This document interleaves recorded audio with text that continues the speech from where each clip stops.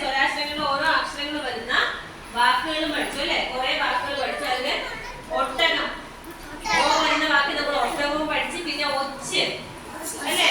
ഓ വരുന്ന ഒരുപാട് വാക്കുകൾ ഉണ്ടെന്ന് ടീച്ചർ പറഞ്ഞത്. അതിനുശേഷം പിന്നീട് ഓ വരുന്ന വാക്ക്, ഓ വരുന്ന വാക്ക് ഏതാണ് പഠിച്ചത്? ഓന്ത്, ഓല. ഈ രണ്ട് വാക്കുകൾ പഠിച്ചല്ലേ? ഓന്ത്, ഓല. ഔ വരുന്ന വാക്ക് നമ്മൾ എന്ത് പഠിച്ച? ഔഷധം. ഔഷധം എന്താണ് ടീച്ചർ പറഞ്ഞത്?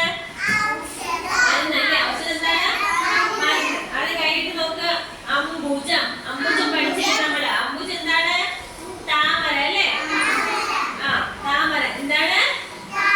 താമര നമ്മുടെ നാഷണൽ ഫ്ലവർ, ലോട്ടസ് അല്ലേ? അത് കഴിഞ്ഞിട്ട് നിങ്ങൾ നോക്കിക്കോ. ഇനി നമ്മള് ക എന്ന അക്ഷരമാണ് പഠിക്കേണ്ടത്. കുറെ പേര് സ്വരാക്ഷരങ്ങളിൽ അംബുജം നമ്മൾ എഴുതാറുണ്ട്, കുറച്ച് പേരൊക്കെ. അത് കഴിഞ്ഞ് നമുക്ക് ഇനി വ്യഞ്ജനാക്ഷരങ്ങളാണ് പഠിക്കേണ്ടത്. വ്യഞ്ജനാക്ഷരങ്ങളിലെ ഫസ്റ്റ് അക്ഷരം ഏതാണ്? ക. ഏതാണ്? ക വരുന്ന ഒരുപാട് വാക്കുകളുണ്ട് അല്ലേ? നമ്മുടെ വീട്ടിലേക്ക് നമ്മൾ എപ്പോഴും കാണാം കലം അല്ലേ? ഒരുപാട് കരടി, കാട്, വരുന്ന ഒരുപാട് വാക്കുകളുണ്ട് അല്ലേ? അപ്പൊ നോക്കിയാൽ ഇതിനകത്ത് നമുക്ക് പഠിക്കാനുള്ളത് കരടിയുണ്ട് അല്ലേ? വരുന്ന വാക്ക് ഏതാണ്? കരടി. ഇനി അത് കഴിഞ്ഞിട്ട് നോക്ക് കലം.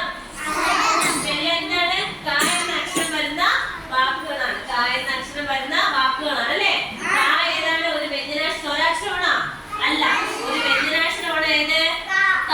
അപ്പൊ കായിൽ നോക്ക്, ആദ്യത്തെ വരിയിൽ ആദ്യത്തെ 5 വ്യഞ്ജനാക്ഷരങ്ങൾ ഏതൊക്കെയാണ്? ക, ഖ, ഗ, ഘ, ങ. കുറച്ച് പറഞ്ഞേ. ക, ഖ, ഗ, ഘ,